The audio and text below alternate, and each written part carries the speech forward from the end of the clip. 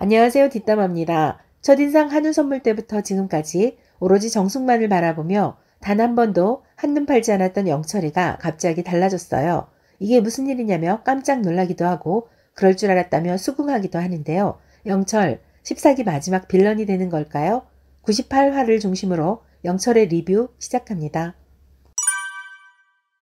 14기 첫 회부터 보신 분들은 아실 겁니다. 영철이가 미동도 하지 않고 오로지 정숙만을 향했고 좌회전 우회전 깜빡이 없이 오로지 직진만 했다는 것을요.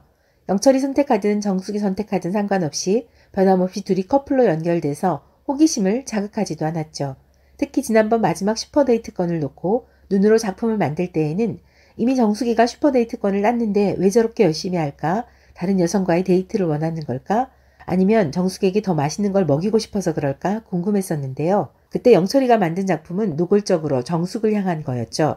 아주 커다란 하트 속에 영어로 JS가 써 있는 거였는데요. 정숙을 향한 마음을 하트에 담아 다른 어떤 남성도 얼씬거리지 못하도록 확실하고 강렬하게 표현했네요. 정숙은 솔직 담백한 성격이죠. 자신에게 무슨 일이 생기면 누군가에게 보태지도 빼지도 않고 있는 그대로를 얘기하는데요. 지난 3일 동안 솔로나라에서 영철과 줄곧 꽁냥거리고 지냈지만 그 마음이 아주 깊진 않았나 봅니다. 4일차 아침 영철이 밤새 만든 눈밭의 작품을 본 정숙은 옆에 있는 순자에게 미쳐버리겠다며 진심을 말하네요. 갑자기 영철이가 좋아졌다면서요. 그동안 어떻게 해야 될지 몰라 걱정하고 있었는데 영철이 작품을 보고 나니까 상상도 안 해봤고 이걸 원하지도 않았는데 이 정도 감정일 줄 몰랐다며 큰 하트 속 JS 작품을 보고 눈물이 나려고 한다고 하네요. 정숙은 아마도 폭풍 감동에 빠진 것 같습니다. 순자는 그러잖아도 밤늦도록 만들어서 안쓰럽고 짠한 마음에 들어가라고 했다네요. 정숙은 당초 장거리 연애할 생각은 없었는데 데이트 가는 차 안에서 문득 자신을 돌아보니 정숙 본인이 영철을 바라보고 영철을 향해 앉아있다는 걸 확인했다면서 이 정도까지는 아니었다고 어쩔 줄 몰라 하는 모습을 보입니다. 자기소개 후 남성들 나이를 알게 된 후 집에 가고 싶다던 정숙의 모습이 떠올라 피식 웃게 되네요. 사흘 동안에 정말 많은 변화가 있었나 봐요. 산책로에서의 데이트. 남성들이 꽃다발을 들고 지나가면 마음에 드는 여성이 남성을 따라가면서 함께 데이트하는 코너였죠. 영철은 사전 인터뷰에서 예상대로 정숙과 데이트해보고 싶다. 아직 못한 대화 해보고 이제 마무리를 해야 할 것 같다고 했죠. 갑자기 뜬금없이 무슨 마무리? 좀 의아하다는 생각이 들었네요. 영철은 장난을 하는 것처럼 슬로우 비디오를 찍는 것처럼 의도적으로 아주 느릿느릿 걸어왔죠. 맨 앞에 서 있는 영숙에게 안녕하세요 라고 말도 걸면서요. 두 번째에서 기다리고 있던 정숙은 빨리 와, 빨리 가시죠, 빨리 가자고 하면서 영철과 데이트하는 걸 당연시했고 자연스럽게 선택한 이유를 묻자 굳이 변수를 둘 이유가 없다며 이제부터 중요한 건 최종 선택을 어떻게 할지 얘기해야 할 것 같다고 했죠.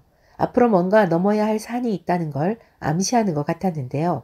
첫 해부터 지금까지 별다른 갈등 없이 순탄하게 진행되어 온 정숙 영철 커플이라서 좀 황당했던 게 저만의 느낌은 아닐 겁니다. 남들이 꽃다발을 주고받으며 마지막 데이트에 불을 지필 때 정숙은 컨디션이 안 좋아서 못 나가겠다며 죽을 것처럼 힘들다고 하네요. 정숙과 친해 보이는 현숙이 급히 이불을 챙겨서 덮어주고 정숙은 데이트를 나가는 대신 숙소에서 체력을 보충합니다. 어느 정도 컨디션을 회복한 정숙이 공용 거실로 들어오는데 영철은 주방에서 뭔가를 만들고 있네요. 정숙이 놔주려고 죽 끓이는 거냐고 묻자 영철은 아니라고 본인이 먹을 거라고 대답하지만 정숙은 벌써 대박 감동, 눈에 별이 박혔네요. 물론 죽에 간이 안 돼 있다지만 정성을 생각하면 세상에 이보다 맛있는 죽이 어디 있겠어요. 죽을 받아든 정숙은 설마 나 때문에 죽을 끓였을까? 오버하지 말자는 마음도 있고 진심이라면 현실적으로 가능할까? 사는 곳 김포에서 서울 가는 것도 롱디라고 여겨지는 정숙에게 과연 서울과 통영을 왔다 갔다 하는 일이 가능할지 엄두가 안 나는 것 같네요. 여전히 풀지 못한 장거리 문제에 대해 좀 더 얘기를 나눠보기로 하죠. 소파에서 가까이 앉은 상철과 정숙. 상철이 먼저 말을 꺼냅니다. 이 사태를 어떻게 할 거야, 통영 김포를. 쉽지 않은 롱디, 장거리 연애에 대한 얘기를 이제 본격적으로 시작하나 봐요. 사실 처음부터 둘 사이엔 현실적인 거리가 가장 큰 난제였겠지만 일단 서로를 알아본 뒤에 이야기하자고 좀 밀어둔 것 같네요. 정숙은 월부터 금까진 절대로 안 된다며 자주 만나고 싶냐고 얼마나 자주 만나야 되냐고 기준을 묻죠. 영철은 자주 안 봐도 된다고 답하는데 저는 이게 쿨한 건지 애정이 약한 건지 좀 애매하다고 느껴졌네요.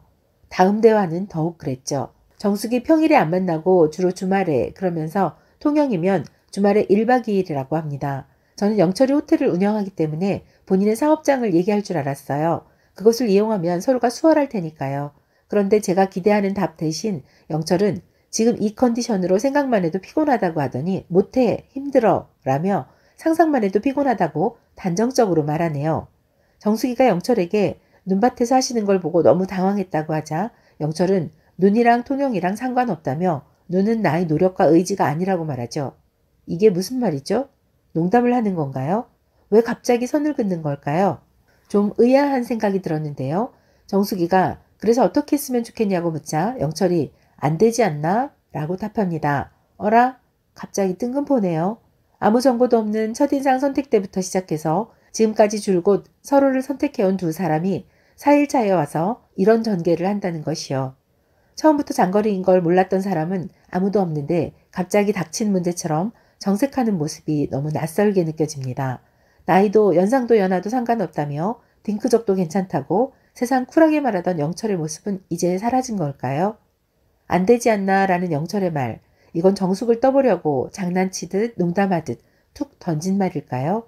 아니면 4일 내내 아무리 고민해도 답이 없으니 정말 현실적으로 우리 둘은 안 된다는 걸 절실하게 깨달았다는 말일까요? 정말 수많은 생각이 떠오르고 정숙은 어떤 마음일까를 생각해 봤는데요. 저는 제작진의 악마의 편집 혹은 편집의 기술을 믿기 때문에 다음 회차를 보고 싶게 하는 밑밥이라고 생각하렵니다. 그리고 한술 더 떠서 정숙과 영철이 최종 커플이 될 거라고 예측하는데요.